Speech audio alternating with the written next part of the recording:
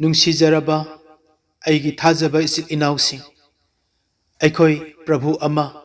थाजबा अमा बैप्टाइज अमा इखुत्ता बाइबल अममम पाइरी चप मानबा अैखोई खुदिमक बाइबल पारी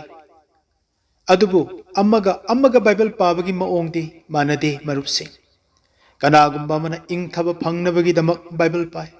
कनागुम्बा अमना अरान खुबम चेसिन्नबगीदमक बाइबल पाई कनागुम्बा अमना महाकी अनाबा पोटलुम मदु थांगथनबगीदमक बाइबल पाई कनागुम्बा अमना महाकी पुंसी खोंगचत अदो इंगथन चटननबगीदमक बाइबल पाई कनागुम्बा अमना यekनब नमथबीनबगीदमक बाइबल पाई कनागुम्बा अमना पुंगमद्रब पुंसीगी प्रॉब्लम मयाम अदो थांगथनबगीदमक बाइबल पाई कनागुम्बा अमना अतोपबु तंबीनबगीदमक बाइबल पाई अदुगा कनागुम्बा अमना मसामक असे शास्त्र खंगनबगीदमक बाइबल पाई पुमनमक असे अफबा ngaktani marupsing अदुबु पुमनमा असिगी वांगमदा ईश्वरन पामजब मखलगी बाइबल पाबा अमा लैरी मदुदी माकी सोरन कामसनबीख्रब वाहै खुदिंग ईश्वरगी सोरदगी ओइखिबा अहिंगबा बाइबल असिगी मनुंगदा ईश्वरन सेना हापतुन सेक्शन थंबीख्रब माकी थमोय ईश्वरगी हार्ट गॉड्स हार्ट अदु उजगे हाइदुना ईश्वरगी हार्ट अदुबु उननबगीदमक बाइबल पाबा मखल से ईश्वरन ख्वाइदगी पामजब बाइबल पाबा मखलनी मरुपसिंग ईश्वरगी हार्ट हाइबसे करीनो करी करीना ईश्वरगी हार्ट असे ओइरिबनो करी करी बोय खोइन उरबदी ईश्वरगी हार्ट उरे हाइगदोरिबनो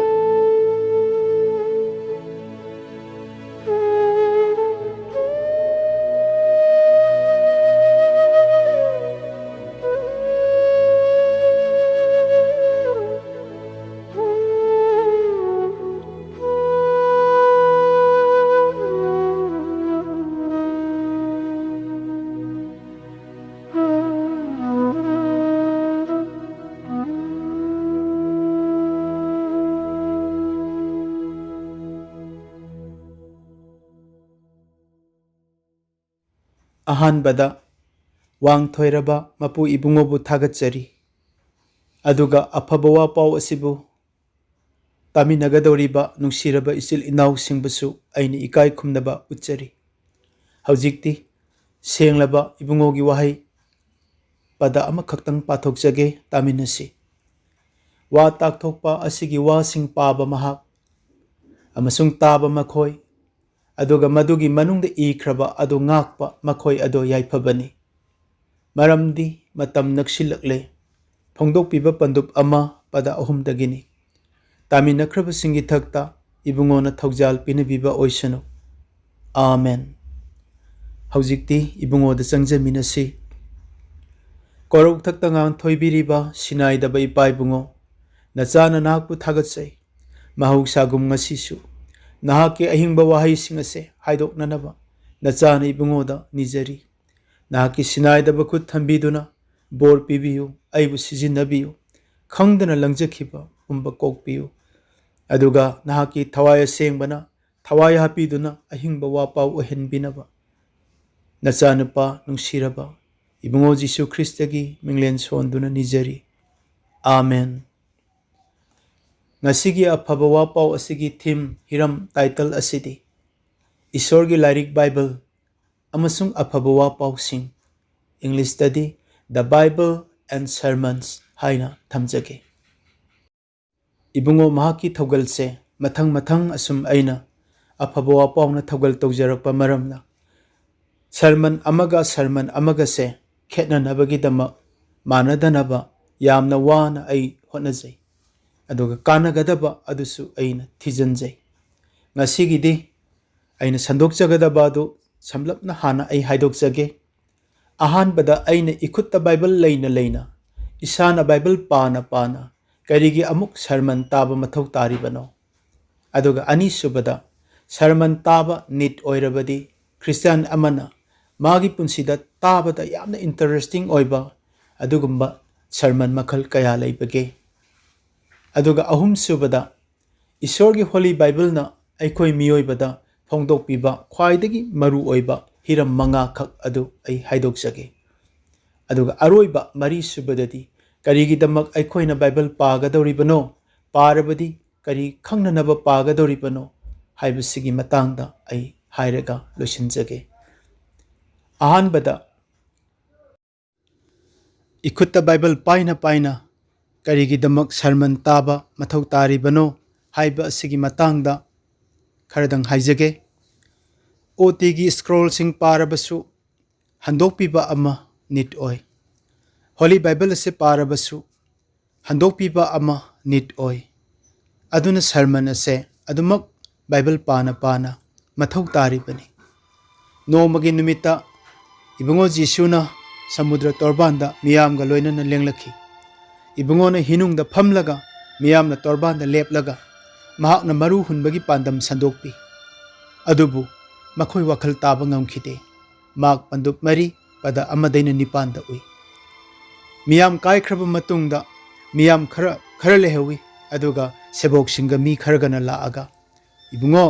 ngasai maru hunbado khoi gyan ta de amta takpiu request tawi mak mari ki tarada adudagi di ibungona ngasai gi maru hunbagi pandam do sermon oina phajana sandokna amuk tambiki mak mari gi tara humdoi dagi na kun fawbada sermon tawbire madugi matam madu khaktada miyam amasung sebok singna wakhal tajai aduna sermon nit oiribani mathangda sargadut na philippu चलो Philip angel न थारीनी Gaza की लंबी ते चलो सगोल गारी दने आइजिया की लारिक मकोल scroll पादुन चलीबा Ethiopia की महारानी कंदाकी गिने लन थुम पुमनमक पानरीबा मसा ओनबा निपादो मंगोंद चलु होइना थाई फिलिप न चलगा मंगोंद हंगी नंग न पारिबदो करिनो खंगब्रा मदुद निपादुन यामना ngakna हाइरकी कनागुंबा Aman अइंगोंद ताकपीद्रबदी अइना करमाइना खंगदोइनो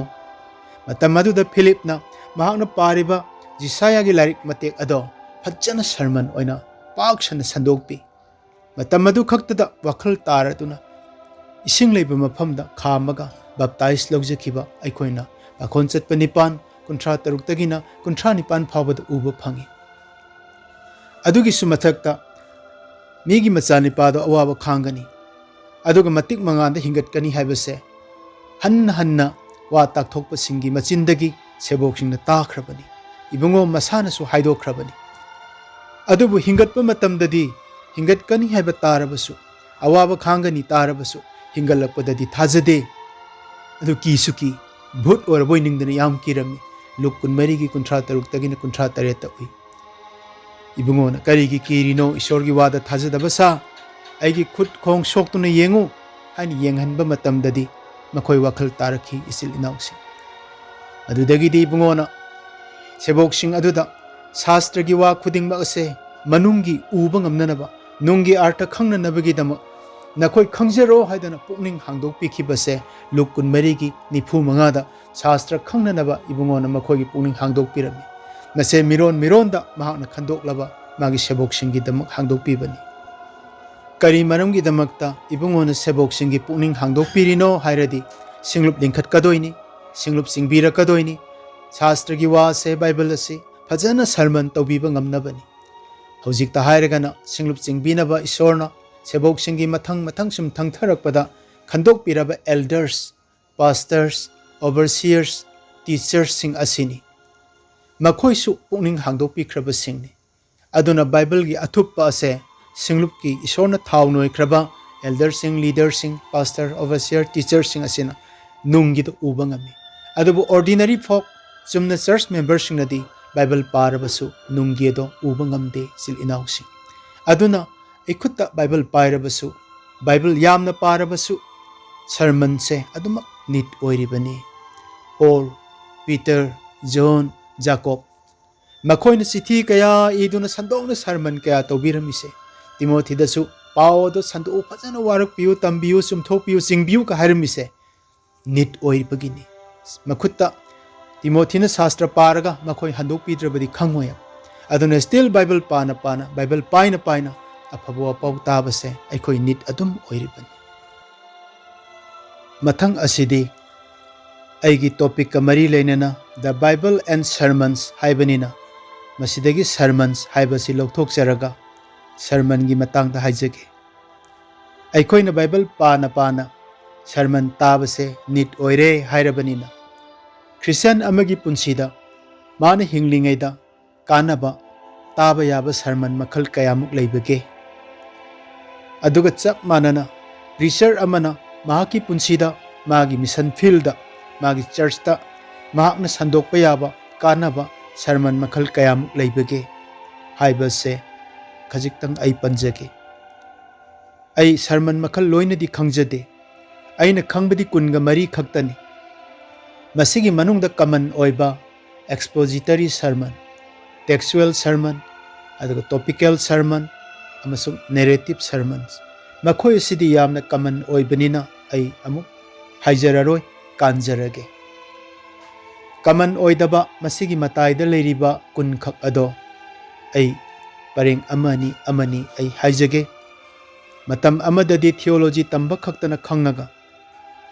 layman singnadi khangjadaba ngasidi adugi matam ado chatkrasanu leader singna khangliba aduma yaw singsu loina khangba se nit oi khanjabadagi types of sermon aina khangjabase tungi miron gi damaktasu aduga member singi damaktasu aina paikhatsage na paikhatjabani hairiba sermon kul adudi number 1 doctrinal sermon doctrine gi matangda achumba tambibagi maramda khetnaba puthoktuna sandokpa sermon ni number 2 autobiographical sermon masidi mi amagi punsi wari celebrity su oibeyai kristagi missionary su oibeyai aduda yumpham oiraga phajana takpiraga mangondagi motivate tawbayaba mangondagi mi singi transform tawbayaba do mado ekhoina sandokpa makhalni ahum suba sina historical sermon asidi itihas ki wari puthoktuna tawba sermon ni kudamoina mijau sing head hunters oiramidana ngasidi prithibida missionary thaba yamna thaba jati ama oire asina chingba makoidagi pukning thogatpa yaba revive tawba yaba maduda ngaraga sandokpa sermon makhalni historical sermon mari suba sina philosophical sermon hariba philosophical sermon asidi hana adumak oiduna leijaram laba pot ado amuk hen wakhal tana nabigi damak sandokpiba sermon ni manga suba sina ethical sermon haibase twin worlds da apabasu phattabasu ani leiba malem asida afaba khaktamak christian singdi afaba du khaktabuche na paigadabani haina maduda takpi tambiba sermon ni taruk suba sina devotional sermon haibasidi church ki isor khurumbagi maong takpa sermon ni masidi magi mission gi khara khetnabadi leigani taret suba sina evangelistic sermon masidi apabawa pau sandokpa haibase amuk sandokna takpiba sermon ni nipan suba sina argument sermon yetnaba leiba ado yanadaba ani dugi matangda fajana takpiba adugumba sermon ni aduga aina pamdaba group ado poloida masidi aisu pamde haidana waroisin oiba sermon ni pramanama pirabadi arminius ka calvinist ka yetnaidana ado aina pamdaba do anigi khetnaba sandoklaba matungda masidi aisu yaningde haraga poloi oiba madubu argument sermon kawi mapan suba sina faciling sermon asidi apabasu phattabasu animak yawba subject adugi maramda afaba point sing adu khaktamak phattaba ado sungpan palamdab adug maina sandokpa makhalgi sermon phattaba ado dum phattana leijawrasu afaba tawgadaba khoidi afaba du tawgadabani haina inkhatpiba masibu faciling sermon kawi tara suba sidi categorizing sermon masidi mi ataina puthokpa achumba aduga christian singna puthokpa achumba aduga akhoigi christian singna puthoiduna hena chumi habase takpiba adugumba makhalgi sermon khudam su dum piba yaida nothing is impossible habase world gi satnariba wahaini adu khoidadi hena phajana mapung fana nothing is impossible with god hena perfect oina khoidi adumaina ka haidana asina hena isor yawbasina hena chumi asina hena phai haibina singbase aikoina sandokpa aduma makhalgi sermon ni tarama thoi suba sina analogical sermon doctrine of analogy haibadi khudamoina creator leisemba mapu aduga creator mana semliba khusem creator गा creature गा अनि से कैदौंगैदसु चांगदमनबा यारोय मियोयबना खुसेम ओइरिबा ताइबंगमीना चावगेन चावरबसु क्रिएटर दी ओइबा यारोय हाइबसे खंगहनबा अदुबु डॉक्ट्रिन ऑफ एनालॉजिकल सर्मन हाइदना अखोइना खंगनै तरागा निथोइ सुबा असिना टीचर टाइप ऑफ सर्मन लाइरिक हांगदोक्तुना ओजाना छात्र ताकपुगुम चर्चता अइना अनोबा टॉपिक सब्जेक्ट अमा लाइरिक अमा लेरुरगा यामना फजबगी मरमना हांगदोक्तुना अदुमक लाइरिक ताकपुगुमना संदोकपा सर्मन कनाउंबा चर्च अमदा असमोइदी लाइरिक हांगदोगा लाइरिक तंबदोंग तंबीरेदा काइना कोइ नोकना रंबा याय नोकना बिरुनु टीचर टाइप ऑफ सर्मन हाइसे मसी अदुम याय तरागा हुमदोइ सुबा असिना हेजेलियन टाइप ऑफ सर्मन अहानबदा थेसिस सब्जेक्ट अदो सपोर्ट तौर ngang मथंगदना एंटीथेसिस सब्जेक्ट अदुगी अगेंस्ट ngang पोलोइदना सिंथेसिस सपोर्ट ngangiबदुसु अगेंस्ट ngangiबा सब्जेक्ट अनिमक तो याननबा अमतोइना यानबा पोरकनबा ताइसिननबा संदोकपा सर्मन नि मसिबु हेजेलियन टाइप ऑफ सर्मन कवि तरागा मरी सुबसना telescopic ladder type sermon हाइदना खोइना खंगनै telescopic ladder type sermon दी टेलेस्कोप शेप ओहनबा सर्मन दो मखोंग पिसक पिअगा मतोंदी याम चाविदना टेलेस्कोप से अदुना चावना हौरगा पोलोइदा पॉइंट पिक्सल लगा लोइबा खुदम ओइना अरिब वालेप नबगी याथंग तरा फचना संदोकपिबा न्यू टेस्टामेंट दी याथंग अनीदा लोइरे हाइबसते सुपचन न्यू टेस्टामेंट दा डूज एंड डोंट तौगदबा तौरोइदबा कमांड से 1050 लेदना अदुबु सुपचलगा 9 पॉइंट लोशनबा याय 9.8 खक्तदा सुमान पिक्सल लग असिगुम्बा सिबु टेलेस्कोपिक लेदर टाइप हाइना खोइना खंगनै अदुगा तरागा मंगा सुबसना Joel type of sermon Joel type असिदी मनिमुक्ता नुक्सा मंगादा फिर कापिदना साइते यंगागा मचु अनिहुम फ्रंट व्यू दना मचु तोंगाना लेफ्ट साइते यंगागा मचु तोंगाना बैक साइते यंगागा मचु खरा असुमाइना तोंगान तोंगान मचु अममम थोकपगुमना खोइ खुदम मोइना हारबदा खोइगी चर्च द सर्मन द पांसलकप तारगदी रशिया द मी खरदी सीबदा हीगा नौगा हापी से करिगिनो हारदी सीबा मतमदा ही अदुगा नौ अदुगना असी तुरे लालगा ईश्वर की मना यौनी हापीनी मैतै नुसिरबा इसिल इनाव अमना यूट्यूब ता थागलक पर रशिया द लैबा मना कोई उरी तुनी ही हापदो अदुबो अतोपा धर्म अमनदी ही नौ हापगा सर्ग चंगोय अफब थबक न चंगदबनी हाइदन अफब थबक तानबा धर्म लೈ ख्रिस्टियन द अमुक लागना अफब थबक न सु चंगोय ही अमसुंग नौ न सु यारोय ईश्वर न तौबिख्रब थौरांग जीसु ख्रिस्त की मपाना थाजबगी मपाना सुमनबिगनी धर्म चेनब सिंथानबीनी सर्ग चंगनी अरान कुबम फंगनी हाइना खेनबदो तागा संदोपीबा मसिबु जोएल टाइप ऑफ सर्मन कवि तरा तरुक सुबददी topical leather type of sermon leather एदी कैराकनी टॉपिक तो लेदर गुमना कैराक काबदा मखोंग दो कांदेदना नेलगा अदोम नेटफम खुदिमक कांदना नेलंबगुम टॉपिक अदुगी पॉइंट अमत सिथब लेतना या मचा ताना फजना हौदे लोइफक हाइदोक हाजिन यावदना संदोकपा अदुबो topical leather type of sermon हाइना खोइना खंगनै तरा तरेत सुब सर्मन असिना केरुक मा हाइना खोइना कवि मसिदी प्रभु जीसुना पोकपा चाउरकपा माने हिंगलिंगैगी थबक क्रॉस द सीबदगी हिंगतपा सर्ग काबा लोइनमक टच तौबा सर्मन अदुबो केरुक मा हाइना कवि तरा निपान सुबसना रिव्यूटेल टाइप ऑफ सर्मन मसिदी अफब कया मियुबना तौसनु नोंग फत्तब थौदोम तौरब कांदा अफब पुम मांगी मरमदुना फत्तब हाइबसे नो सुक्तौ तौरोइदबनी अफब पुम मांगनगनी हन संदोपीब सर्मन दो रिव्यूटेल टाइप ऑफ सर्मन कवि तरा मापन सुबसिना बायोग्राफिकल नत्रगना कैरेक्टर स्टडी मयाम खंगनरिबा अदुनी मीमगी वारी मचा खाइना फजना संदोकपा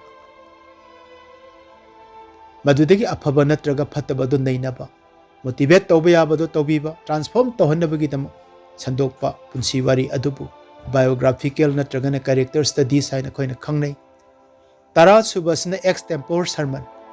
मसिदी वर्स अमा पाथो अनि वर्स दुदगिसु सिंगल वर्ड अमा खक लोखल अनि अदुगा तौबीबा सर्मन अदुना प्रीचर मगी लाइफ ता हाइरिबा सर्मन सिंग असे संदोकपा मथौ अदुम ताबा मतम लाकनी अदुगा बिलीवर मनसु मागी पुंसीदा मथौ ताबा मतमदा सरमन मखलसिंग असे ताबा अदुमक नीट ओइरकनी मसिना मखल खुदिंगमक असे बाइबल पाबदा याम कानहली अदुगा बाइबल बु मचा खाइना खंगबदा मतेंग पांगे सी फावसे सरमन्स हाइबगी मतंगदा सिदा लोइसनजगे मथंग असिदी द बाइबल हाइबसे असिदा अमुक आई पाइखतजरगे बाइबल ना अखोय मियोइबदा ख्वाइदगी मरु ओइबा हिरम मंगा खक ताकपी नोकना चावबा कनाना नत्रगना खंगजनिंगबा कनाना नखोय क्रिश्चियन सिंगना नखुत बाइबल पाइर चलीदो करीनो बाइबल न मियोइबदा पीरिबा पौताक सिंगदो हायो करीबु खंगहलिबनो होय मदुगी पाउखुमदी खोय लोइन खुमबा हैनी मसिंग नाइदना खुमनिंगाई लै अदुबु बाइबल स्कॉलर सिंगना खंग हैरबा सिंगना हिरम मंगा खक बाइबल ना फोंदोकपी हाइदना Irga थंबीरी मदुगी Matang share तौजगे number 1 Bible ना अखोयदा हु इज गॉड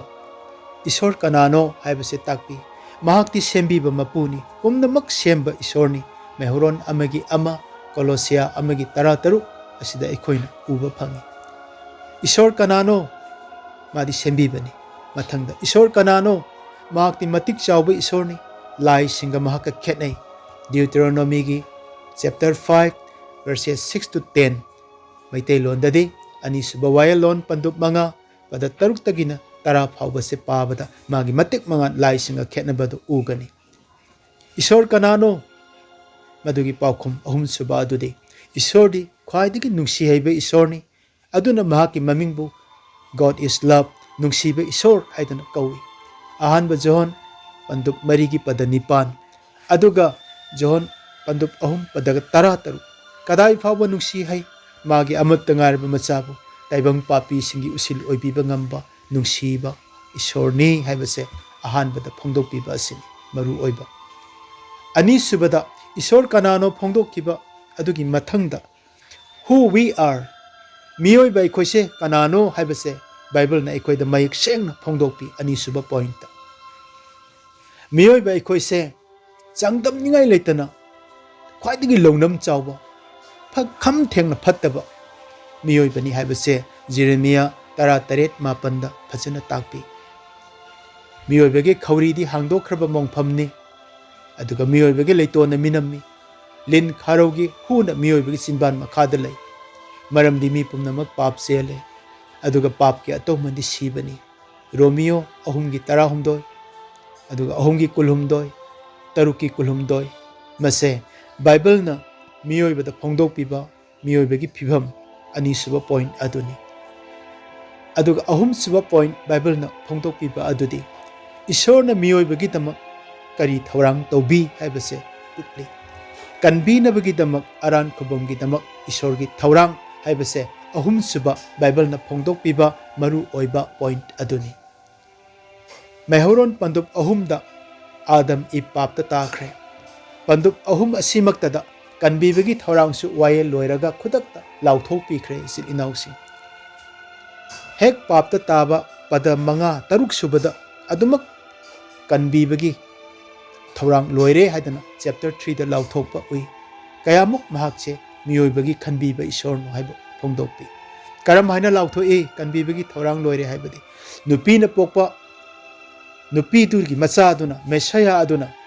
लिन नंगी नकोक नोय खाइगनी नंग नपुकना सितुन चटकनी उफुल चादुना हिंगनी चांगदम ननिंगाई लेररोय जीव सिंग नंगा मस्तेस्ता मपुकना सितुन चटपा उफुल चादुना हिंगबा मकोक नोय खाइबा हाइरिबसे a sign of Satan's defeat and destroy महाक माइथीरे महाक मांग ताए हाइबदो अदुमक पापता ताबा वर्स अनिहुम कालगा अदुम लाउथोखरबनी ईश्वर यामना थुना थौरांग तोबी अदुबु ओटी की चैप्टर 3 दा ईश्वर थौरांग लोयरे लाउथोखिबदो अनोब वाले नबगी मतमदा मचानुपा जीसु ख्रिस्तन क्रॉस मथक्ता थुंगनबिखि मसे ईश्वर मियोइबगी दमक तौबीबा ख्वाइदगी मरु ओइबा बाइबल ना फोंदोकपिबा अहुम सुबा पॉइंट मरी सुबा अदुदी how we should live on earth ताइबंग पान थादोक्ट्रिङैदा अखोइना करमना ताइबंगदे हिंगदोइनो हाइबसे बाइबल ना फोंदोकपिबा मरी सुबा मरु ओइबा पॉइंट नि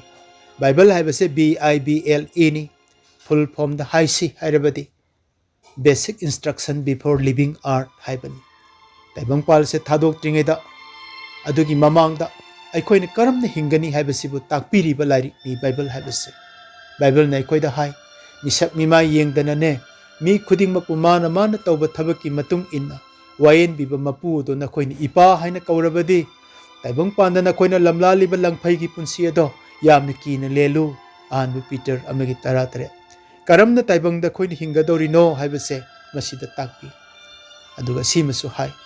na khoi perfect oina na ba taibang da leiringa da hotna hogadabani warak pi hogadabani asoibadu chungthok pi hogadabani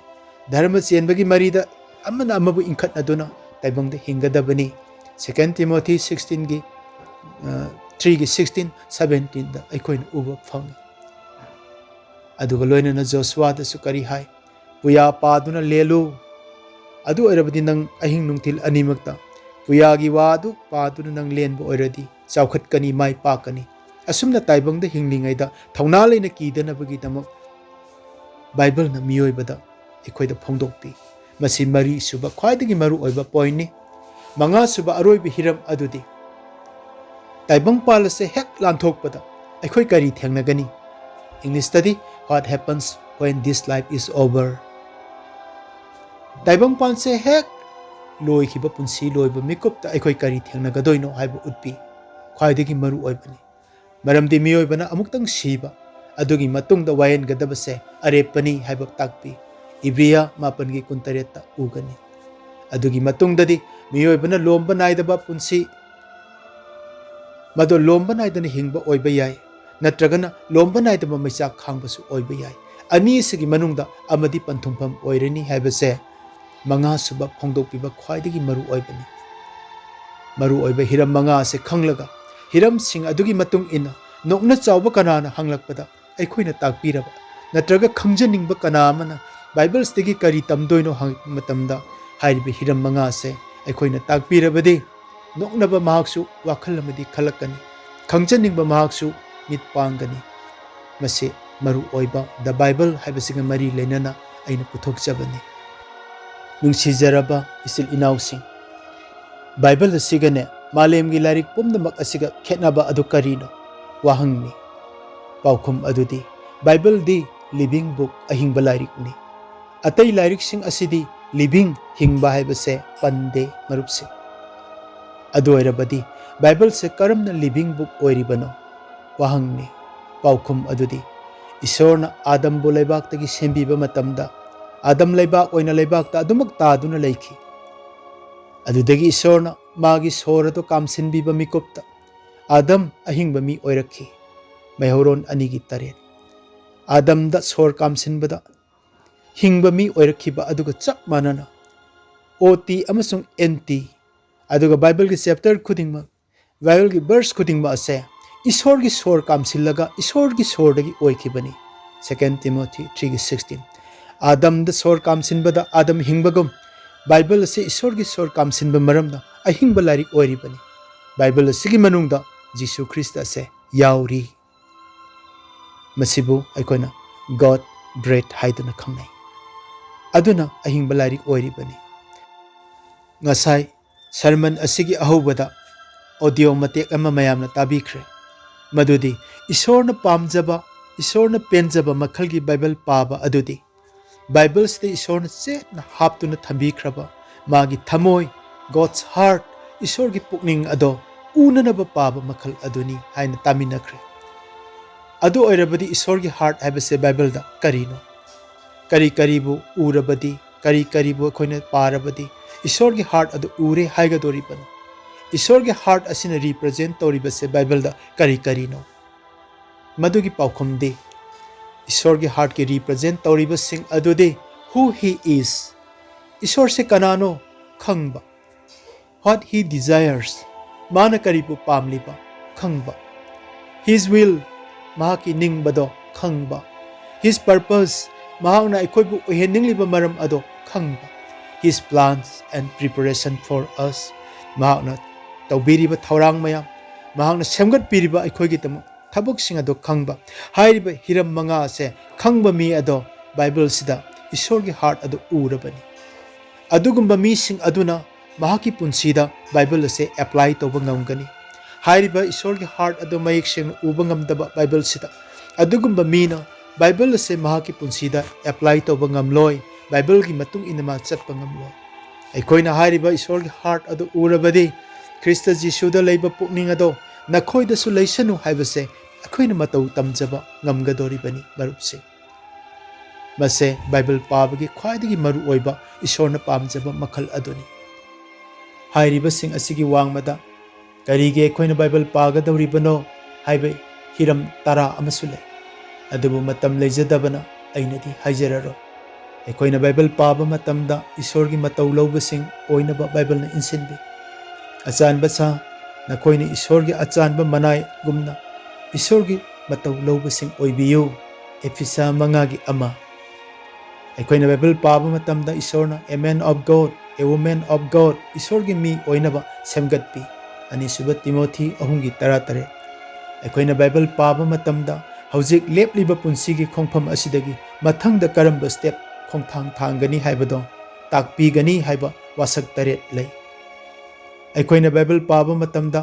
ईश्वरगी वाहै से फजना नैनरकपा मतमदा अखोइगी थमोइगी अपामबदो पीबीगनी अदुगा महै यालहनबीगनी हाइबसे फजना अखोइगी निंगबा थुंगहनबीगनी वासकपी मदुदी जोन 15:3 इबुंगोन हाय नखोइना अइंगोंदा इतत तत्तना लैरबा अइगी वासिंग असे तत्तना पारे हारगा नखोइना वाहै अस्ता लैबा ओइरबदी निनिंगबा निजौ मदु नखोइदा ओहनबीगनी हाय मतम मासु चतख्रे हुजिकती अइगी अफबवा पावसिसु पोलोइदा लाक्सरगे बाइबल असिना अखोइबु अचुंबा ईश्वर अमखक लैरिबा मा खक्तबु खुरुमजनबा मा खक्तबु थौगल तौगदबनी हाइबसे कन्ना अखोइदा इंसिनबी नोंमा इबुंगोबु लमजाउदा सैतान थेमखी सैतान माबु खुरुमो हाय मदुदा इबुंगोन असुमना खुमकी मसी ईदुना लै नहाकना नहाकी ईश्वर खक्तबु खुरुमगदबनी अमसुंग महा खक्तबु थौगल तौगदबनी look 9:9 अखोइसु इबुंगोन stand तौखिबा अदुगुमना अखोइसु stand तौसी Ishwardi थवाइनी Ibungo माबु खुरुमजबसिंगना अचुंबदा अमसुंग थवाइदा खुरुमजब तारे इपाना ngasisu अदुगुम्बा मीसिंग अदुबु थीरी मसे अखोइन उबा फंगी जोहन पंदुक मरी पदक कुलहुमदोय कुनमरीदा थवाइदा अचुंबदा खुरुमजबा हाइबसे 3 ways दा अखोइन ईश्वरबु खुरुमजगदबनी नंबर 1 इंडिविजुअल ओइना आई इसागी वर्शिप लाइफ लेजगदबनी नंबर 2 फैमिली दुन क्रिश्चियन ओइबा तारगदी फैमिली वर्शिप लाइफ लेगदबनी नंबर 3 कांग्रेगेशन दा चर्च दा मियाम तिनफमदा अखोइना वर्शिप लाइफ लेगदबनी हाइरिबा वे अहुमसे ngaktun saliba miedo ईश्वरगी चर्च काबदा बोरिंग चुरोय अदुगुम्बा मीसिंग अदो इबुंगोबु नुसीबा मी हाइबदो ओइरे ईश्वरना वासकपी माबु नुसीबा सिंगदा ताइबंग मियोइबगी बिटना अमुक्तसु उखिद्रिबा मियोइबगी नाना अमुक्तसु ताखिद्रिबा अदुगा मियोइबगी थमोइदा अमुक्तसु संखिद्रिबा ख्वाइदगी अथोइबा हिरमसिंग अदो थौरांग तौबिख्रे आनबा कोरिन्थियागी अनिगी मापंदा उइ अदुगा मचानुपागी सओंग मानबा मखोइबु मखोइना सेंगवत पिनबा थौरांग लांगबिरे रोमियो 9 कुनमापनदसु अखोइन उबा फंगी नुंसीबा मरुपसिंग बाइबलना अखोइबु कौथोकपीबसे मागी अल्टीमेट गोल अदु करिनो हाइबसे सेंगना ताकपी इबुंगोना अखोइबु कौथोकपीबगी मागी ngangkhai थेंगलबा पांदम अदुदी not just for comfort or happiness हाइबदी अखोइगी अपेनबा फंगनबा इसा नुंगाइनबगीदम इबुंगोना अखोइबु कौथोकपीबा नत्ते but our holiness and godliness अखोइना याम सेंगना ईश्वर निंबा न पाननबगीदम कौथोकपीबनी God's ultimate goal adudi अखोइगी comfort or happiness adu natte but our holiness and godliness aduni ईश्वर निंगदबा अमसुंग ताइबंग पानबगी अपामबसिंग अदो याददुना पुकनिंग फाजिनना धर्म चेनना अमसुंग ईश्वर निंगना हौजिकी मतम असिदा अखोइना पाननबा बाइबलना अखोइ तंबी Titus 2:12 तो उबु फंगी इबुंगोना मागी मिसिंग ओइरिबा अखोइदा वार्निंग पिबिरमी मिटना सिंगु अदुगा करामबदगी नसाबु ngakthokchau maramdi miyoibagi hingba ado magi marang kaiba lanthum aduda leiba natte luk 12 15 da अखोइन उबु fungi Bible ना अखोइदा पुकनिंग सु थौगतपी नखोइन प्रभुद नोमजरीबा दो लेमना खक मांगलोय मरम अदुन थौना लेना थौना हनब लेतना थौगल तौ थबक कन्न नोमु हाइदना अहानबा कोरिन्थिया 15 गी 59 दा ताकपी मरमदी ताइबंग पानबसु मदुगी अपामबदसु मांगबनाय अदुबु ईश्वरगे निंगबा तौबा मी अदुना लोमबा नाइदना लई अहानबा जोन अनिगी 13 दा ताकपी ngasai ahobada aina pathok sagiba verse ado aroiba matam sida amuktanga pathok sage wa takthok pa asigi wa sing adu paba mahak bible phajana paba mahak hairini amasung taba makhoi sermon aphabua pau phajana tariba makhoi aduga maduda ikhriba sing ado thabak oina ngakpa makhoi adu yaiphabani maramdi matam naksilakle phongdok piba amagi ahum the bible and sermons अखोइना Bible पाबा अफबुआ पाउ ताबा इबुंगो मागी खोंजेल ताजबा अदुगा meditate तौजबा असे ताइबंग पुंसीदा तुदनबा इबुंगोना लाकपदा फरेदा इनाई हाइननबा अखोइगी वखल पुनिंग बुंगाक्तुना थंबीनबा अखोइगी ख्वाइदगी मरु ओइबा Bible पाबा ईश्वरगी वाहि ताबा असिनी ईश्वरना पुमनमकी थक्ता bore पिबीबा ओइसनु आमेन।